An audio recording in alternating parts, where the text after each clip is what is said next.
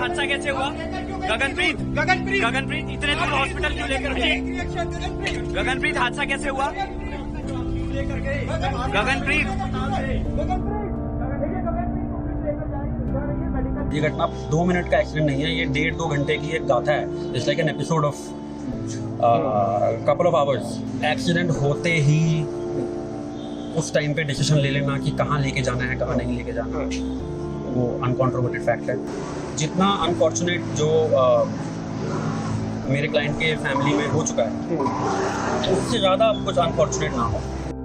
The most shocking part of this case isn't just the crash itself, but the fact that despite 11 big hospitals within a 4-kilometer radius, the bleeding victim was driven almost 20 kilometers away to a hospital allegedly owned by the accused's family. Now, the case is unfolding with two sharply different versions being presented before the court. On one side, the victim's counsel, advocate Ishan Diwan, says this was not just an accident, but an episode of hours where deliberate decisions were made against the victim's survival. Accident, ये जो घटना है, घटना सिर्फ एक accident होना नहीं था, पर उसके बाद ये घटना 2 मिनट का एक्सीडेंट नहीं है, ये 1.5-2 घंटे की एक गाथा है। It's like an episode of couple of hours. तो वो जो फिजिकल और मेंटल कंडीशन उस टाइम पे ही एक दिख जाती है। ये डिसीजन ले लेना on the spot of a moment कि 1 मिनट दूर बेस हॉस्पिटल है, 10 मिनट दूर एम्स है, वहाँ नहीं जाएंगे, कहाँ जाएंगे, क्यों जाएंगे, वो अपने आप में condition physical mental decision making condition दिखाता है। और वो हम पूरी कोशिश करेंगे कि वो अच्छे तरीके से कोर्ट के सामने आए, ऑनरेबल कोर्ट के सामने आए। Culpable homicide not amounting to murder जो है चार्ज लगाया गया है।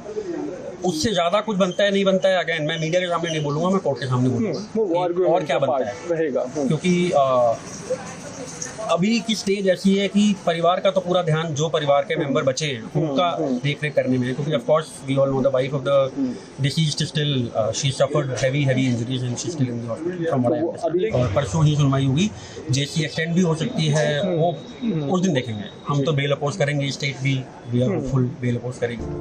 On the other side, the defense lawyer, advocate Vikas Pahwa, argues that the charges are being exaggerated, calling it a tragic accident, not culpable homicide. He also claims that the victims were taken to the hospital in consultation with doctors over phone. अगर rash and negligent driving से किसी की death है और country में वो bailable offence है, फिर वो बेलेबल ही है। आप उसको नॉन बेलेबल घुमा फिरा के कोई और सेक्शन ऐड करके करें, वो बड़ा अनफॉर्चुनेट हो जाता है। इसमें डीसीपी साहब ने खुद बताया कि जो एक्सीडेंट हुआ, वो एक्सीडेंट तब हुआ जब एक गाड़ी BMW जैसी सीधी जा रही है, धौला कुआं क्रॉस करते अगर हम आगे जाते हैं तो एक टर्न आता है, तो वो जो टर्न है वो काफ़ी एकदम शार्प है, बहुत शार्प टर्न है। तो जब वो टर्निंग आई तो उसका जो कोने वाला पोर्शन था डिवाइडर के साथ वाला, उसमें गाड़ी पहले लगी, आगे का पोर्शन लगा। ये डीसीपी साहब का वर्जन है। जब आगे उसकी गाड़ी लगी तो गाड़ी टर्न हुई तो लेफ्ट साइड में जो था ये 2 व्हीलर एक जा रहे थे, दोनों 2 व्हीलर के साथ में DTC बस थी। सो गाड़ी कभी भी BMW गाड़ी कभी भी फ्रंट से 2 व्हीलर के साथ नहीं टकराई। तो ये रैश एंड नेग्लिजेंट एक्ट का तो केस है ही नहीं। चलो मान भी लिया जाए कि रैश एंड नेग्लिजेंट एक्ट था कि आपने डिवाइडर नहीं देखा, 304 का केस कैसे बन गया? Culpable homicide not amounting to murder. There is an allegation कि आप इनको बिठा के 45 मिनट दूर के एक हॉस्पिटल में ले गए। वो सुपर स्पेशलिटी हॉस्पिटल है, वो कोई छोटा नर्सिंग होम नहीं है। But the unanswered question remains. Why were the victims not taken to a hospital just a minute away and instead to one linked to the accused's family? The mystery continues to haunt the case. We also reached out to the family of the victim. Sonia, the sister of Navjot Singh's wife, told us that the devastating news has now been broken to Sandeep Kaur that her husband did not survive.